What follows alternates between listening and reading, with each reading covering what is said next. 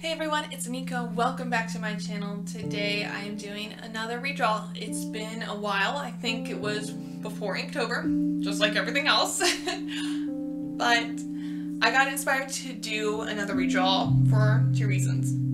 One, November is National Novel Writing Month. And because I'm a writer and because I've drawn my book characters a good few times, I wanted to take one of my old drawings of one of my book characters and redraw it. And this one just so happened to be two drawings in one piece. So two for the price of one today, so woohoo! And the second reason I got inspired to do this was because I was watching a redraw by It's Yomi. Don't know who he is. I will leave a link to his channel in the card thingy, and he is an awesome artist. He focuses mainly on comic book characters, which I think is super awesome, and he was doing a redraw that he's done like once every year for the past 3 years. Once again, super awesome, and that inspired me to do a redraw. So thank you so much, Yomi, and onward to the piece. Now, like I said, there's two parts of this. One of them is a male and the other one is a female. The male that I'm drawing right now is supposed to be a knight. Now, in the original piece, I don't feel like you can actually tell that he's a knight, so I really wanted to convey that a little more in this piece, because when I think of a knight, I think of a fighter, someone that's gone through battle.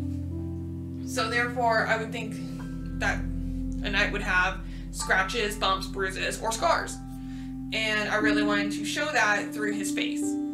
So I added scratches on his chin, on the bridge of his nose, and then this big scar around his eye and like the side of his face. And also because he's a knight, I also wanted to kind of make him look, like I said, a little more gruff and a little more older, because I mean, I'm sure that someone that has gone in through battle looks much older than just someone who's just lives their own life day to day.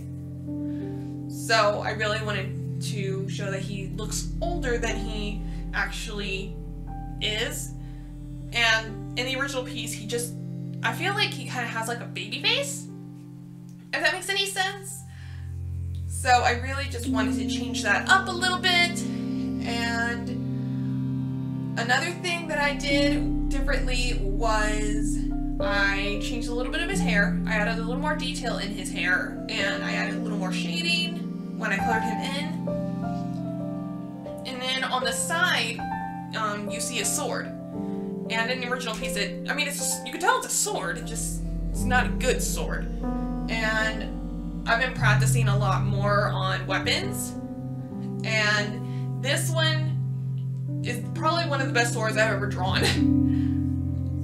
So I'm super proud about that. And I also put a green banner around the sword, because in the original piece I have words just on the sword, and it's not really, it doesn't look clean. So I put that banner on the new piece around the sword and put the words over and on the banner.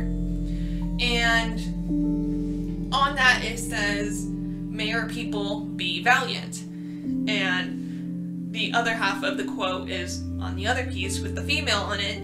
And it's just really cool looking at the change of my style. I've gotten better at drawing guys, so that's big thumbs up. And I've gotten better at drawing weapons, so another big thumbs up. This drawing took maybe close to an hour to draw and to color, and honestly, the best thing that I did on this was use a blending stump. I've had blending stumps for years, but never really used them until this piece, and man alive, did that help. Don't know why I didn't do it sooner. Don't know why, but it really helped now, so I'm super happy how it turned out.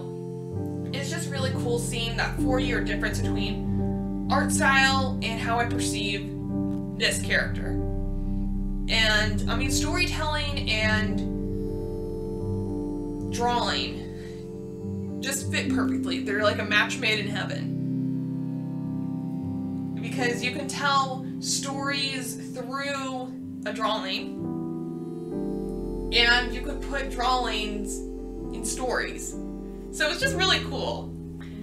And I took a longer time drawing the female because I wanted to take my time with detail, which I can say 4 years ago, I was lazy.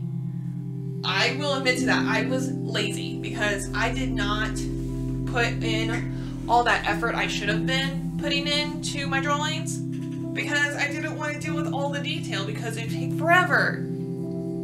So it's really cool realizing that I have more patience now to go out of my way of just outside of just coloring it in and really just adding more of that detail. Like, the biggest thing that I took my time on was her hair. Now, if you look at the original piece, her hair is just way too perfect, I feel like. In the story, her hair is curly, and you can kind of tell in that piece that's curly. It's just way too perfect.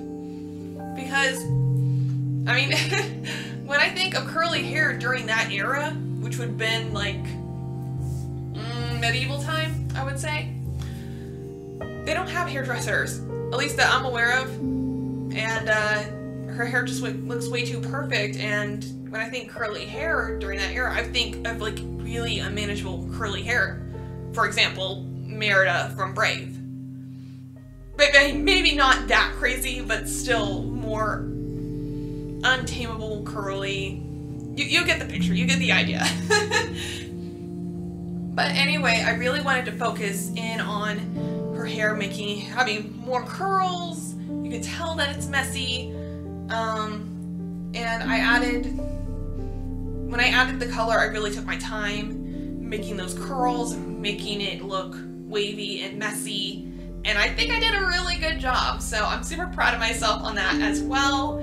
And I also, for her skin, I made her skin darker, which makes sense for this character in particular because she's more prone to wander outside, hang around outside, so therefore she has more of a tan compared to the other women in the story. And then another thing I changed was her eye.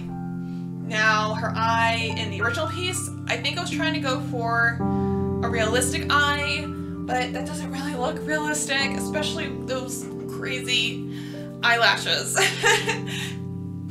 So I toned down the eyelashes, I made them very wispy, and I changed her eye shape a little bit to something kind of Disney-like, but still enchanting. I also added another color into her eye, which also fits her description in the story, and it just gives a little more like a, I don't know how to explain it, like enchanting, mystical look, which I love. I love drawing eyes, and I love how this eye actually looks, so I'm super proud of it.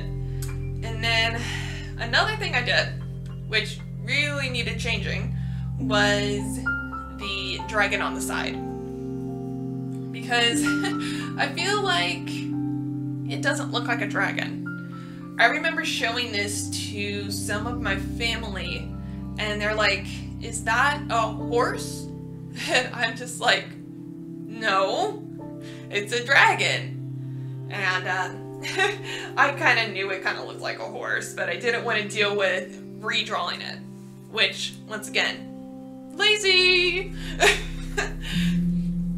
So I really took my time on trying to get a profile of a dragon. I had to look up some references just to really grasp how it looked. And it definitely looks like a dragon now. I feel like it looks like a dragon. I made it more pronounced that there are horns. I had the mouth open so you could see the teeth a little bit, and then I added like some wings on the back. It still kind of has the same shape, but you could tell it's a dragon. And that's all that matters. So, once again, I've improved. I'm learning how to draw animal-like creatures, so yay! And then, just like I did with the sword, on the first piece, I put a green banner around the dragon, and then I added the other half of that quote, and it says, "And the dragons be on our side." So the whole quote is, "May our people be valiant, and may the dragons be on our side." And I really like that quote, and for some reason, I never put it in my story. I don't know why. Don't understand it. But because I'm the writer and I am still editing it, it takes forever, but I can still put it in, so I know I have an idea of where to put it at this point, but it's just me hunkering down and just finish editing. But you know, because you're a writer, you have like multiple stories going and running around in your head. You get disorganized very quickly. So, oh joy. But honestly, it was really fun seeing that art style difference and how I perceive the characters within a 4-year difference. Like right when I started writing the book to now. And I can now, when I'm editing, I can just, it's easier now to imagine what they look like because I have this drawing now. Now I see, okay, this is how they look now. And they're just like putting puzzle pieces together. I'm like, oh, I actually see the picture, woohoo! So yeah, I highly recommend you guys to do a redraw of OCs or book characters, because I feel like book characters are actually just OCs that just got really popular. That's what I feel like. But if you guys have OCs and if you are invested in the characters and their story, I highly recommend you to do a redraw of it. And if you have a YouTube channel and you just so happen to put it on your channel, just let me know and I will definitely watch it. Because I love seeing your guys' creations. I love seeing how talented all of you are. It just blows my mind how wonderfully talented you are. And I definitely get inspired by you guys, and I hope I can be just as inspiring to you. That's really, at the end of the day, that would just make me happy more than anything on this channel if I inspire just one of you. So thank you guys so much for watching this video. I hope you guys enjoyed it. Also, thank you for liking, commenting, subscribing. We're almost at 30 subscribers. I know it's small, but it still makes me happy. Thank you guys for watching. I'll see you later. God bless.